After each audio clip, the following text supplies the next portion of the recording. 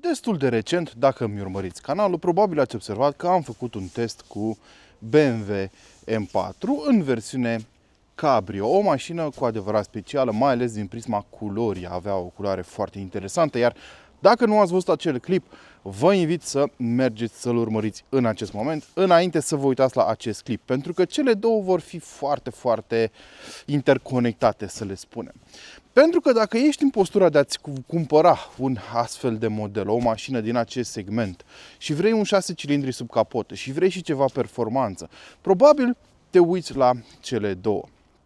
Și alegerea pentru unii va fi destul de grea, mai ales dacă ținem cont și de buget. Bineînțeles, dacă ai buget nelimitat, te duci și îți cumperi direct un Veyron. Nu stai să te uiți la BMW-uri, nu, sau un GT3 RS sau mai știu eu ce. Dar pentru majoritatea dintre noi, bugetul joacă un rol important. Știu personal că eu de fiecare dată când cumpăr ceva absolut orice, întotdeauna sunt un mare amator de best deal for the buck, adică să cumpăr cel mai bun raport calitate-preț. Ei bine, dacă faci astfel de calcule, probabil ai văzut și mașina asta în configuratorul celor de la BMW, care este un pas în spatele lui M4, sau cel puțin așa ar părea la o primă vedere. Iar astăzi o să încercăm să găsim un răspuns concret la întrebarea dacă M440i, mașina de lângă mine, este cu adevărat doar un mic pas în spatele lui M4 și să răspundem întrebării dacă ai în jur de 100.000 de euro, ce mașină ar trebui să îți cumperi. Astăzi, lângă mine, am faceliftul lui BMW Seria 4 și îl vom diseca pe toate părțile. Dar înainte să începem, ca de obicei, am rugămintea către voi să-mi dați un mare subscribe. Vreau și eu să ajung la 100.000 de subscriberi. Vă rog să urmăriți acest clip cât mai mult, pentru că ajută foarte mult watch time-ul și, bineînțeles, dacă îmi dați și un like, puteți să-mi dați și dislike, nu e nicio problemă dacă nu vă plac clipurile mele. Eu apreciez interacțiunea cu voi în toate tipurile, iar în descrierea acestui clip veți găsi un link către grupul de WhatsApp pe care l-am făcut eu cu voi, cu abonații, în care discutăm verzi și uscate despre industria auto. Acestea fiind spuse, haideți să vorbim despre mașina de lângă mine.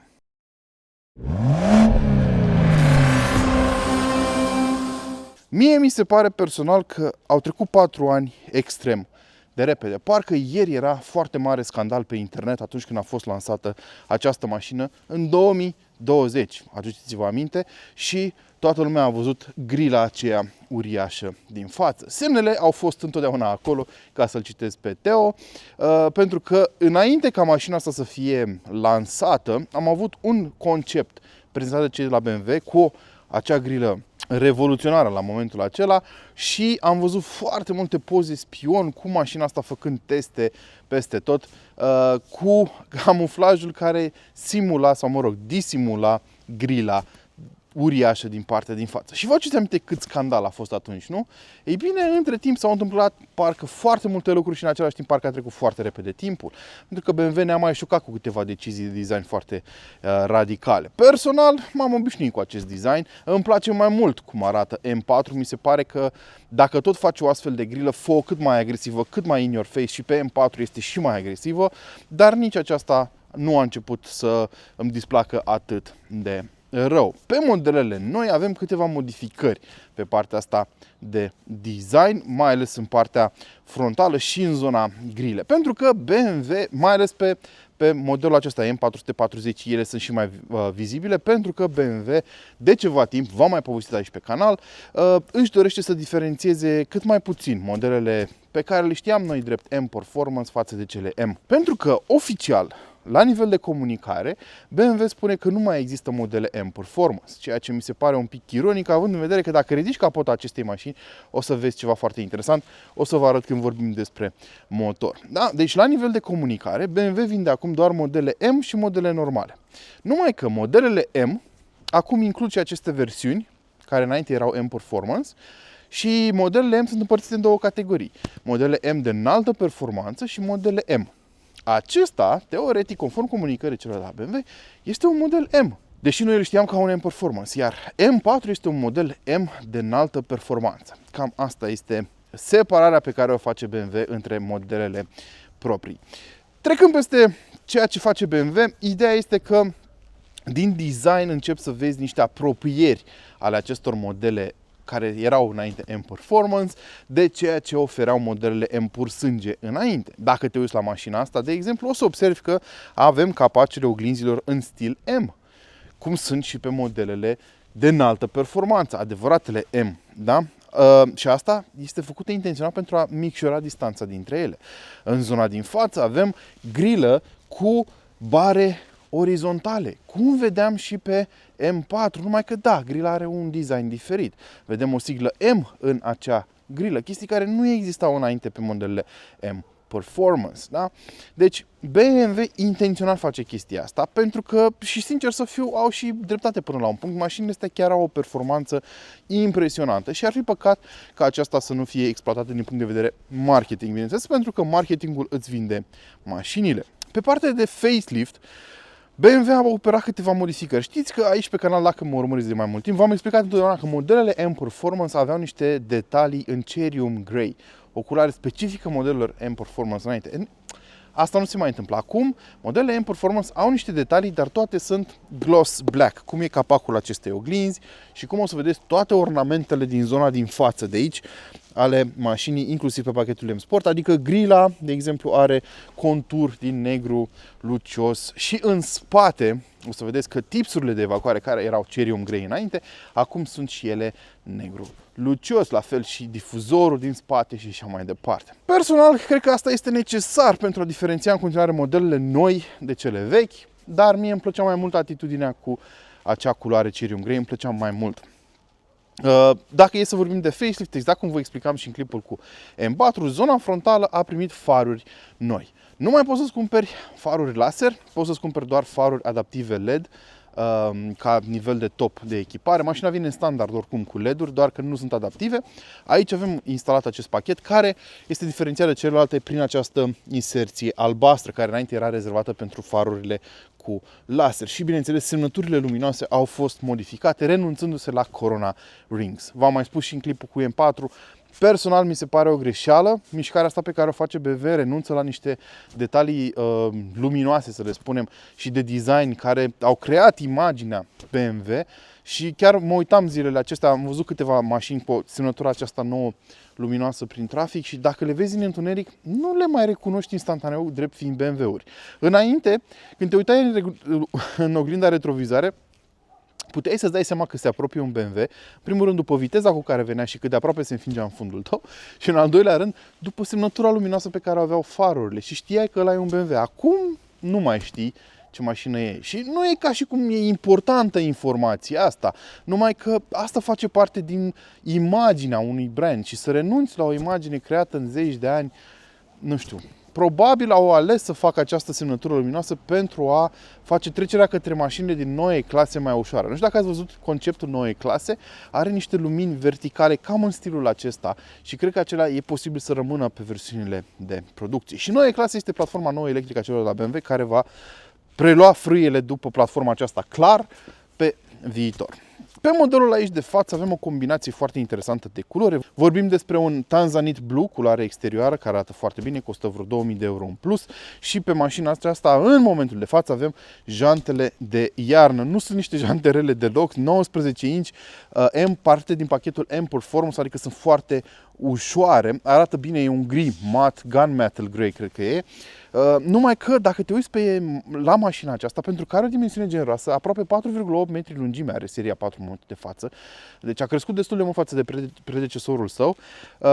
Roțile, deci sunt pe 19, par micuțe raportat la dimensiunea caroseriei. De altfel, mașina e chiar mare, sincer. Uitasem cât de mare este un Seria 4 și cumva, când am condus mașina asta față de M4, mi s-a părut că se simte un pic mai mare atunci când o parchezi și așa mai departe. Ce mi se pare mie fascinant este că, deși avem 19 jante de 19 pe față, dacă vă uitați la clipul cu M4, și acela avea 19 pe față și 20 pe spate, dar parcă umpleau mai bine zona de sub aripi. Da. Din profil o să vedeți că avem aici un Hofmeister King reinterpretat, din punctul meu de vedere încă o greșeală de design. Da? Mie îmi plăcea foarte mult forma clasică de Hofmeister King, aici e un pic ascuțită, iar în spate, bineînțeles, faceliftul aduce stopurile noi cu iluminare laser, dar atenție, opțional. Ele nu vin în standard nici măcar pe M440i, poți să ți le cumperi pe orice serie A4, numai că ele vin în parte dintr-un pachet care include și farurile LED adaptive și eu cred că merită banii pentru că stopurile astea arată absolutamente excelent și întorc capete peste tot pe unde merge. Este practic vorba despre o diodă de laser care iluminează niște fibră optică, pentru că astea sunt liniile alea foarte subțiri și precise din stopuri și arată foarte bine. Și tot în spate avem un portbagaj de 440 de litri, nimic special acolo, nici nu o să mai detaliez. Hai să vedem ce se ascunde sub capotă. Sub capotă probabil știați deja ce se ascunde, pentru că v-am spus eu mai devreme, vorbim despre un motor de 3 litri cu 6 cilindri în linie. Cei mai mulți dintre voi știți că se numește B58. De altfel, B58 cred eu că este în acest moment unul dintre cele mai cunoscute nume de cod pentru un motor din industrie. Toată lumea știe de B58, toată lumea își dorește un B58 și cred că alături de, nu știu, N47 sau B47 este unul dintre cele mai cunoscute coduri de motor din internet din această perioadă. Ei bine, B58-ul a fost lansat inițial în 2015, vi l-am prezentat în foarte multe combinații pe foarte multe mașini. Ce trebuie să știți este că B58-ul însă nu mai e la fel ca la început. Nimeni nu mai e la fel ca la început. B58-ul a fost îmbunătățit constant de-a lungul timpului și BMW a făcut eforturi pentru a-l păstra cât mai relevant și ca să-l păstreze cât mai mult în viață, pentru că va avea nevoie de el și de emisiile lui scăzute pentru puterea pe care o dezvoltă în viitor când va intra norma de poluare Euro 7 în vigoare. Aici avem cea mai recentă iterație a motorului. Numele complet este B58B30M2, ce găsim aici. Nu trebuie să vă complicați voi să țineți minte chestia asta și o să încerc să vă explic cât mai pe scurt ce s-a schimbat pe el. Vorbim de îmbunătățiri pe partea de ungere, vorbim de îmbunătățiri pe partea de răcire, vorbim de îmbunătățiri pe partea de turbină, optimizare, vorbim de îmbunătățiri pe partea de injecție, vorbim de îmbunătățiri chiar și în ceea ce privește arborile cotit.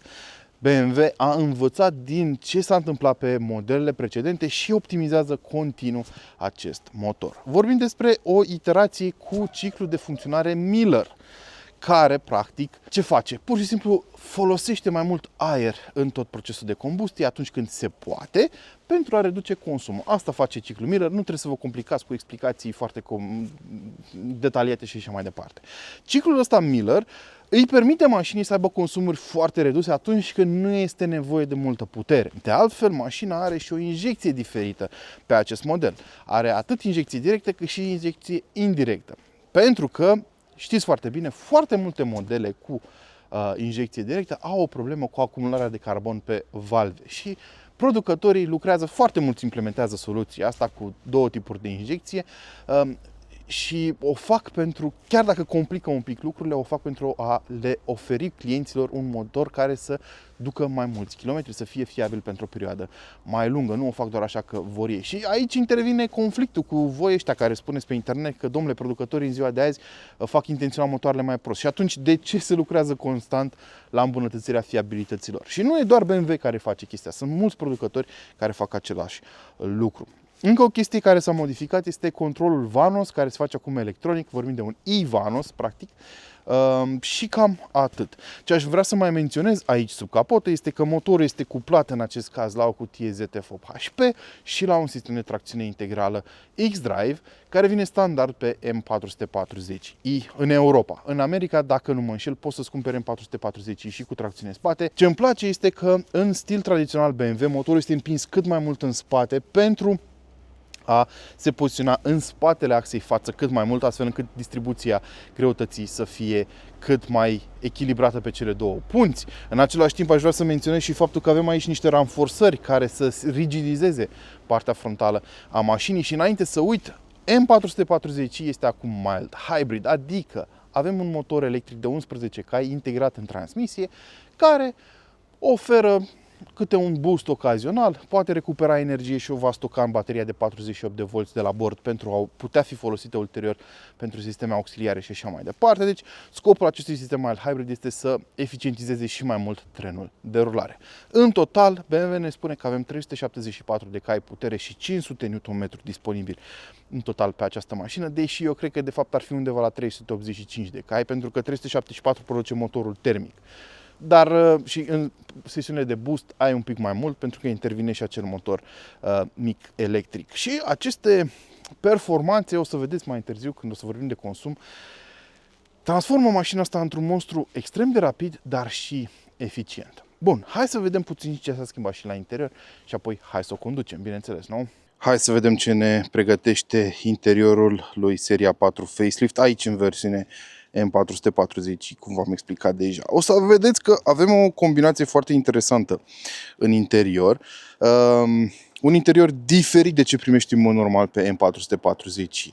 Primești niște scaune cu o tapiserie dintr-un material care se numește M-Perform-Tex, care este un material sintetic și forma scaunului este subtil diferit. Ei bine, aici avem scaune îmbrăcate în piele merino, în această culoare tartufo, parte din pachetul individual pe care îl are această mașină instalat. Și e o piele de calitate extraordinară, cam una dintre cele mai bune pe care le poți găsi în industrie în acest moment și BMW este unul dintre puținii producători care încă îți oferă posibilitatea să-ți cumperi piele pe mașinile din acest segment. Mulți renunță complet la piele și o înlocuiesc ori cu piele artificială, ori cu materiale textile reciclate.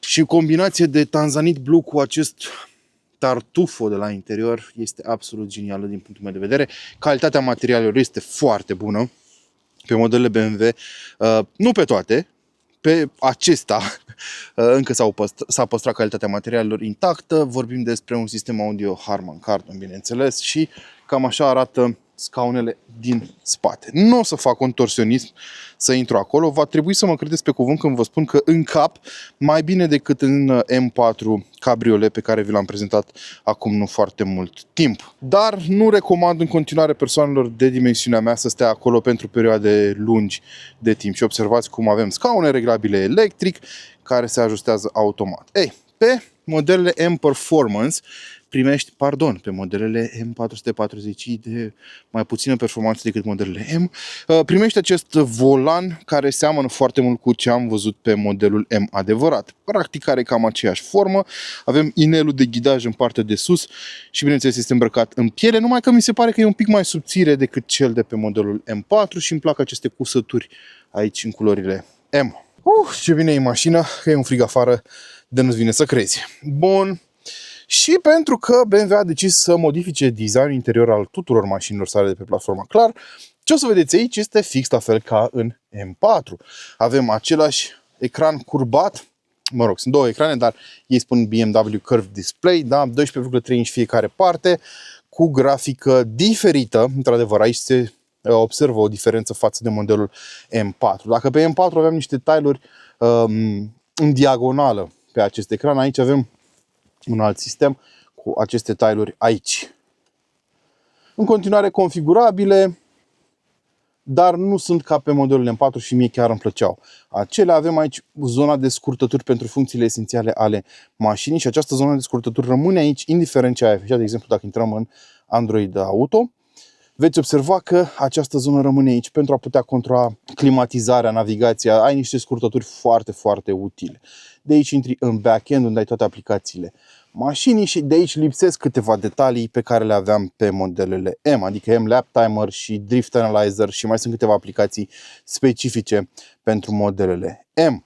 Asta poate fi un lucru bun sau un lucru rău, depinde cum vrei să privești lucrurile. Avem butoane fizice pentru ce ne trebuie cu adevărat, Next și Back, volum. Bravo BMW că avem buton rotativ clasic de volum, avarii de givrare față-spate și aici avem un trim aluminiu mesh, arată bine, n-am ce să comentez aici, zona de depozitare.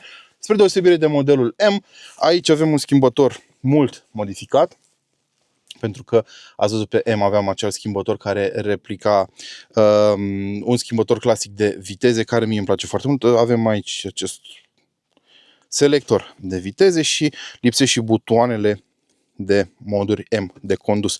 Aici totul este însă mult mai simplu. Avem Sport, Comfort și Eco Pro. Mult mai simplu de selectat. Gurile de ventilație sunt la fel ca pe modelul M pe care v-am arătat și aici avem o grafică diferită, bine înțeles. Dacă pornești motorul, vei observa și grafica. Poți să reglezi, bineînțeles, cum să arate, ce să se afișeze pe mijloc sau asta arată cel mai bine, sau layout-ul în care să fie afișat. Ce îmi place mie este faptul că dacă treci în modul sport, se modifică și grafica automat. Asta mi se pare fain. La fel și aici. Foarte fain.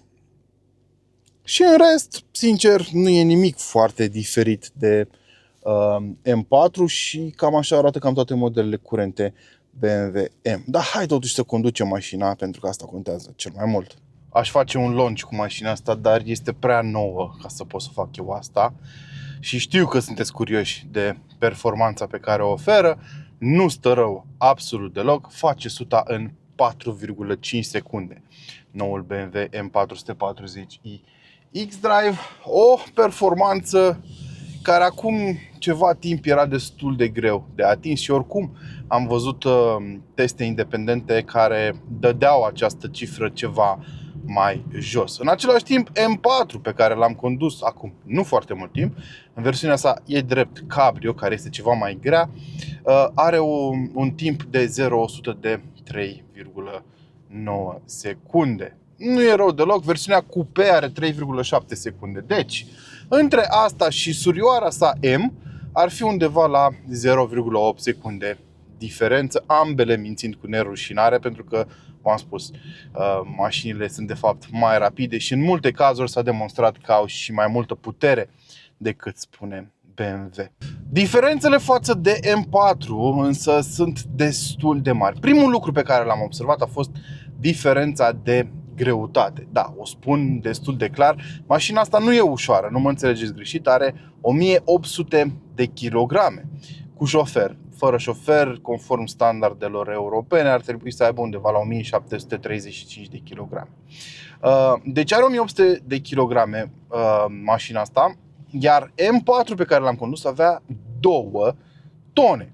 Deci diferența asta de 200 de kilograme s-a simțit imediat. Mașina asta în exploatare pare mult mai ușoară, mult mai relaxată și nu este deloc lentă cum te-ai aștepta comparativ cu M4. În schimb, deși am spus asta că nu e nici de cum lentă, când accelerezi foarte puternic cu ea, nu ai cum să nu observi diferența în modul cum se livrează puterea față de M4 și al său S58 de sub capotă. Pentru că se simte. E mai viscerală experiența în M4. Te sperie mai tare. Altă diferență, apropo de cât de tare te sperie mașinile astea pe care le conduci, altă diferență pe care am observat-o și la care nu mă așteptam este faptul că, sau poate că mă așteptam până la un punct și e normal, mașina asta te izolează mai mult de viteză decât o face M4. Ceea ce, da, dacă stai să te gândești, e normal să se întâmple așa.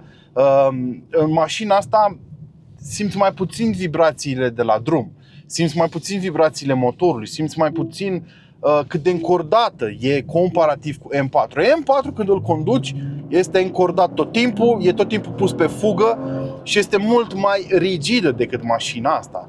Dar în același timp, când mergi la viteze mai mari și o împingi mai tare la limită, este mult mai precisă față de M440i. Este mult mai, îți comunică mult mai multe informații decât o face mașina asta prin șasiu, prin roți, prin servodirecție, prin absolut tot. Deci, există niște diferențe destul de mari din punctul meu de vedere între mașina asta și fratele său M de înaltă performanță. Și asta se observă din primii metri pe care îi parcurgi, pentru că mașina asta este setată să fie un GT din punctul meu de vedere în primul rând. Este confortabilă, este ușor de condus, ușor de manevrat, silențioasă, în timp ce un M4 va fi până la un punct mult mai obositor de folosit per total, pentru că ești tot timpul, toate simțurile sunt atacate non-stop de feedback-ul care vine din toate părțile către tine. Tot timpul ai impresia că mașina aia vrea să meargă cât mai tare. Ai impresia că dacă mergi încet cu ea îi faci o defavoare, în timp ce mașina asta te iartă mult mai mult. Mașina asta îți permite să te și liniștești la volanul ei. Și M4 îți permite asta, dar într-o măsură ceva mai mică. Pe partea de performanță, cea mai mare diferență o vei simți pe partea de suspensie și de motor. Acolo sunt cele mai mari diferențe, așa cum te-ai și așteptat de altfel de la un produs M. Mașina M de înaltă performanță, va fi mult mai echilibrată, se va simți mult mai sigură pe sine. Nu că asta n-ar fi, dar diferențele dintre ele sunt ceva mai mari. Și puterea, modul în care este livrată puterea. Mașina asta are 374 de cai, deci nu e o mașină lentă, nu e o mașină cu puțină putere după niciun fel de standard. Și totuși, și da, accelerează incredibil de repede, dar nu-ți transmite viteza și senzația pe care ți-o transmite un M4. Sunt destul de departe una de cealaltă din punctul ăsta de vedere. Dar acum, poate că pare că critic mașina asta, dar depinde foarte mult ce vrei de la ea. Pentru că dacă o judecăm ca un Seria 4 cu câteva îmbunătățiri de model M, e absolut perfectă pentru foarte mulți dintre noi șoferii. Pentru că pedala de frână ușor modulată, foarte precisă, pentru că ai o servodirecție care îți transmite ceva informații, nu este ideală din punctul meu de vedere, mi se pare mult prea ușoară. Mai ales probabil după ce m-am dat jos din M4, mi se pare că asta este mult prea ușoară. Dar e destul de ok cântărită și îmi place foarte mult că este mult mai simplu și mult mai puțin înfricoșător să te distrezi cu mașina asta decât cu M4. De exemplu, dacă vreau să merg tare, am apăsat pe butonul ăsta sport și am plecat. Nu trebuie să stau să mi-aleg cât de grea să fie pedala de frână, cât de grea să fie servodirecția, cât de sus să schimbe cutia și așa mai departe. Ai apăsat butonul sport și ai plecat. Da, și sigur, și la modelul M4 puteai să faci asta, îți configurai butoanele de care v-am spus pe volan, dar parcă uneori te simți un pic depășit. Asta este mult mai simplă. Și credeți-mă când vă spun că pentru 90% dintre șoferii de pe străzi, mașina asta este oricum prea mult pentru cât de bine știu ei să conducă. Știu, toți avem impresia că știm să conducem, dar foarte puțină lume, și acum nu spun că o lipsă de modestie, asta e realitatea. Foarte puțină lume a condus mașini peste 300 de cai. Foarte puțină lume știe să controleze o astfel de mașină. Toți ne dorim, cu adevărat, înțeleg chestia asta, toți ne dorim mașini puternice, dar de multe ori se poate întâmpla să-i dai unui om o mașină puternică și să nu știe ce să facă cu ea și să ajungă pe câmp, să ajungă în copac, Doamne ferește, să intre în altă mașină și să facă belele. Și credeți-mă, drumurile publice nu vă ajung să puteți exploata limitele acestei mașini așa cum ar trebui. Să puteți să o împingeți până la limita absolută. Mi-a plăcut faptul că atunci când am mers, răspunsul în pedală este absolut impecabil și mi se pare că o parte din credit se duce către acest setup mild hybrid pe care îl are mașina, pentru că răspunsul este instantaneu în pedală, deși vorbim de un motor turbo, da? Și știți foarte bine, motoarele turbo de obicei au turbolag. Aici răspunsul în pedală este instantaneu în orice treaptă sunt. Bine, în modul sport, în modul confort într-adevăr există un pic de delay. La fel cutia, da? Schimbă instantaneu. Niciun fel de problemă. Și pe retrogradare, ia.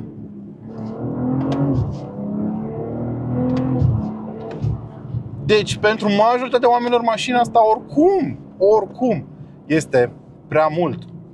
Și drumurile publice nu ți ajung ca să poți să o exploatezi așa cum trebuie.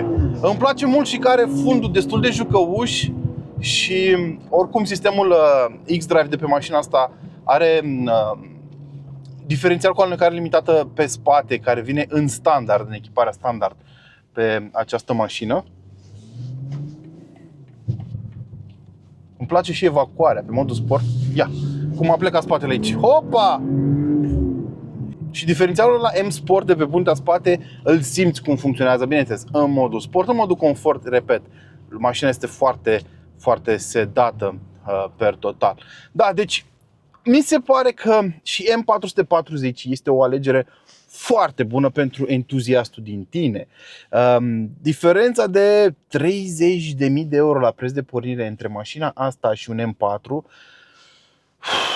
e greu de justificat, pentru că, repet, majoritatea șoferilor, unul la mână nu o să știe să se descurce cu puterea pe care o are mașina asta, doi la mână nu vei avea pe unde să folosești puterea acestei mașini fără să spui în pericol permisul, cât, din păcate, ocazional și viața sau integritatea mașinii sau a ta.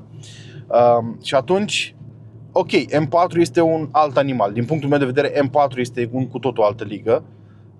Și o să-mi aduc aminte întotdeauna ceea ce mi-a spus Jochen Nerpac, fondatorul BMW M, că pentru el singurele modele BMW adevărate sunt cele M și așa este.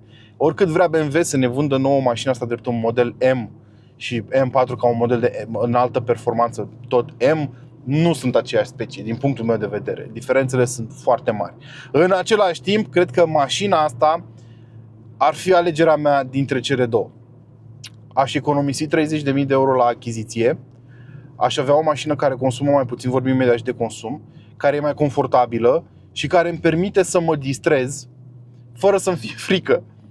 Știu că sună ciudat, dar M4 devine înfricoșător de la un punct în sus. E o mașină care mi oferă toată performanța de care am nevoie, n-am nevoie de mai mult. Bineînțeles, și întreținerea pe termen lung va fi mai accesibilă la mașina asta. Una e să schimbi niște discuri de M4, una e să schimbi niște discuri de seria 4 de M440. La fel, una e să schimbi anvelope de M4, una e să schimbi anvelope de 440, da? Deci personal, cred că aș alege pe asta. Și hai să vă zic și de consum. În oraș am avut undeva la 12, dar atenție, consumul ăsta în oraș este obținut în Galați, pentru că am fost în deplasare zilele astea, n-am putut să-l fac în București. Pe DN am avut un consum de 7, iar pe autostradă 8. Ce mai vrei? Adică ai 300, aproape 380 de cai și mergi cu consum de 8 pe autostradă sau 7 pe DN, mi se pare absolut excelent. Absolut excelent. Și nu e ca și cum am iertat mașina în vreun fel. Am mers cu ea în stil normal, în stil de test și așa mai departe. Deci absolut cum merg cu toate mașinile. Prețul mașinii acestea, pentru că trebuie să vorbim și de el, este 95.000 de euro. Dar este prețul acestei configurații cu opțiunile aferente. Prețul de pornire de 73.000 de euro pentru M440i. În același timp, prețul de pornire pentru un M4 Competition MX Drive este de 102.000 de euro. Deci undeva la 30.000 de euro în plus. Din punctul meu de vedere, diferența cerută merită. Nu mă înțelegeți greșit. Diferența de performanță, așa cum vă ziceam, e uriașă și din punctul meu de vedere merită cei 30.000 de euro în plus. Numai că la sfârșitul zilei, personal, dintre cele două, eu pe asta aș alege. Pentru că M4 e pur și simplu prea mult. Da, dar sunt curios ce părere aveți voi și aș vrea să-mi spuneți această părere în secțiunea de comentarii. Ca de obicei, până data viitoare, nu uitați să vă hrăniți pasiunile, iar eu o să mai călăresc un pic mașina asta până rămân fără benzină. Hai, ne auzim. Ciao!